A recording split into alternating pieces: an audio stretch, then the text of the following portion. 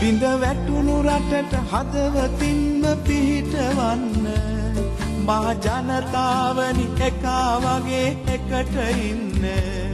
බිඳ වැටුණු රටට හදවතින්ම පිහිටවන්න මහ ජනතාවනි එකා වගේ එකට ඉන්න එපා ජාති ආගම් කුල මල තකන්න හිතමු අලුත් ශ්‍රී ලංකාවක් හදන්න